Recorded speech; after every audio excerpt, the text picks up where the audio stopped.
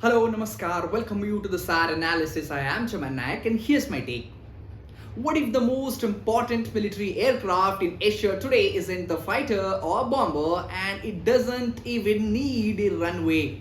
Because in the world remain focused on the fighters, aircraft carriers and hypersonic missiles, India is quietly betting on something smaller but potentially has far more consequential. A drone that can take off vertically from moving ship, a mountain outpost, or a battle size of a parking lot.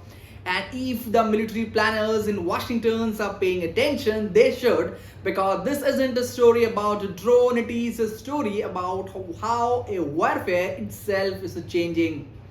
Hello, welcome you to this analysis, and here's what evidence speaks about. Last month, India accelerated the operational deployment of VBAT, a next generation vertical takeoff and landing unmanned aerial system. Well, unlike conventional drone, they doesn't require a launch system. VBAT launches vertically like a helicopter and transition into fixed wing flight for long endurance mission.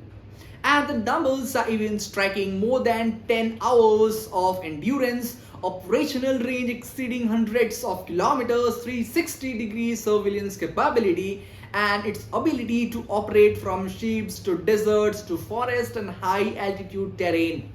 For a country managing nearly 15,000 kilometers of the land borders and coastline, this flexibility matters, especially when those the borders are faced by two nuclear armed rivals.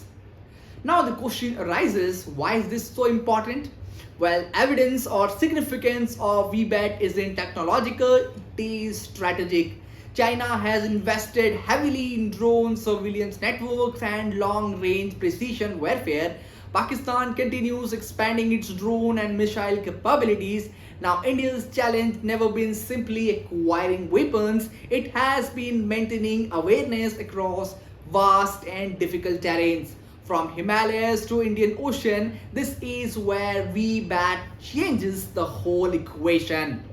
Instead of deploying expensive aircraft for every surveillance mission, commanders can launch a drone within a minute, and instead of waiting for satellite imagery, this receives the real-time significance. Well, instead of reacting to threats, instead of they gain the ability to detect them first, and this side sees the first usually act first, and this side act first that often wins. Now here's the bigger picture.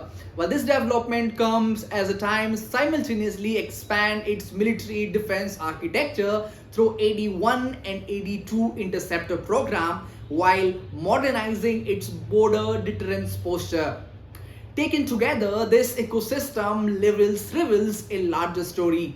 It is not merely a defending territory, but creating a layered of security network where satellite, drones, missile defense, and artificial intelligence work together. Well, this mirrors the trend is already visible in the United States, where the future conflicts are increasingly being planned around autonomous system and persistent surveillance rather than traditional pattern. But the battlefield for tomorrow may not be dominated by the biggest weapon, it may be dominated by the best information, and India is ready for it. Now here's my take. What stand out is VBAT. It is not grabbing the headline as a super weapon, but this is precisely what it matters. Now history shows that the military revolution often begin with technology appears to be ordinary at first, not because they destroy more, but because they help the nation to see more, understand more, and most importantly, it helps a nation to decide faster. And in the era defined by China's rise, contested oceans, and drone warfare, India's VBAT may represent something far more deeper. It may represent the future, how democrats secure their frontiers. Well, that's all from today's analysis. I will be back with another episode. Till then, thank you for watching this.